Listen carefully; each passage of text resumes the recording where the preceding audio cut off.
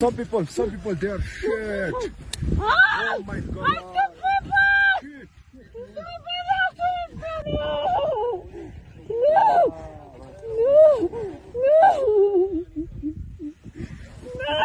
The family and friends of Joshua Cheruiyot, Kirui, faced the daunting prospect of repatriating his body from the treacherous heights of Mount Everest, a mission that could demand upwards of 13 million Kenyan shillings.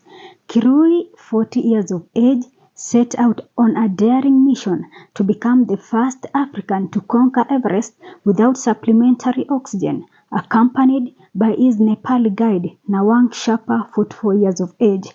However, a tragedy struck as Kirui's body was discovered just below the summit, leaving his fate entwined with the unforgiving slopes of the world's tallest peak. The quest to break the record ended tragically when rescuers discovered Kirui's death within meters from Everest summit. According to base camp officials, the whereabouts of Nawang Sherpa, Kirui's constant companion on their treacherous trek, are unknown, veiled in the misery of the mountain's death zone. Reports indicate that Kirui, exhibiting abnormal behavior, had eschewed the use of bottled oxygen and refused to descend, ultimately succumbing to the harsh conditions. Retrieving a body from Mount Everest is a perilous and expensive operation. It requires a team of skilled rescuers, or Sherpas, who can excavate the frozen corpses and carry the additional weight down the treacherous mountain. The expenses for such an operation often exceed $100,000 due to the high cost and extreme risks involved. Consequently, only a few bodies have ever been successfully brought down from Everest and other peaks above 7,000 and 8,000 meters.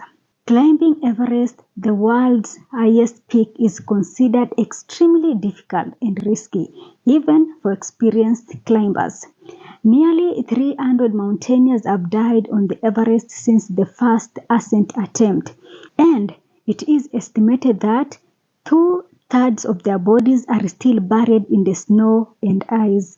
Climbers and Sherpas lie tucked into crevasses, buried under avalanched snow, and exposed on catchment basin slopes, their limbs sun-bleached and distorted. Most are concealed from view, but some have become familiar fixtures on the route to Everest's summit. The act of retrieving a body from Everest is extraordinarily challenging.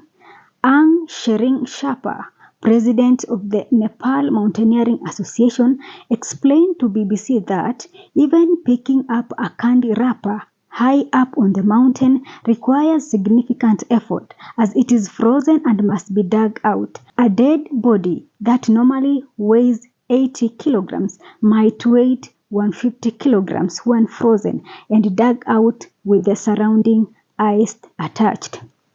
To remove a body, teams typically use rigging such as sled or a piece of fabric. They tie ropes onto this makeshift rig and then perform a controlled slip of the body down to the next camp.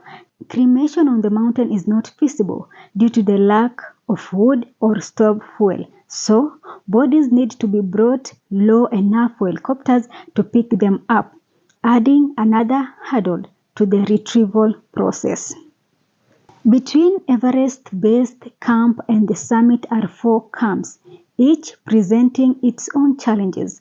Helicopters, due to the thinness of the air, usually do not land above Camp 2, which is situated at 21,000 feet.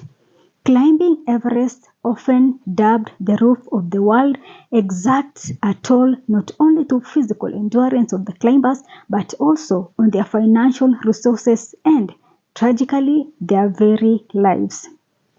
As Kirui's loved ones grapple with the arduous task of repatriation, they confront the grim reality of Everest's unforgiving embrace, where the pursuit of glory can, at times, end in pain.